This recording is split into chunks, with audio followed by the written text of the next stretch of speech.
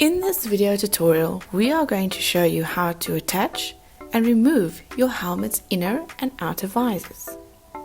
We will start with the inner visor.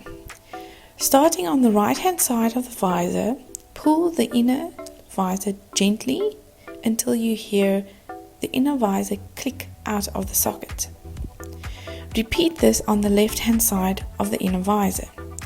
You can now remove the inner visor completely.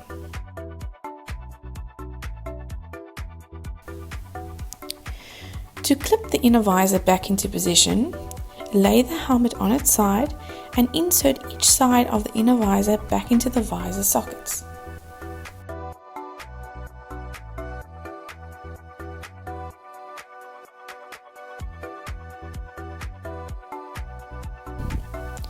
Now your inner visor is inserted back into position.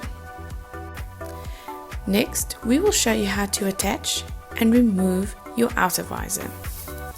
In an open position, pull the lever of the mechanism forward, then pull the visor forward and up out of the socket. Repeat this action on the other side. To attach your outer visor back onto your helmet, in an open position, pull the lever of the mechanism forward, line up the visor's teeth and push the visor back into position.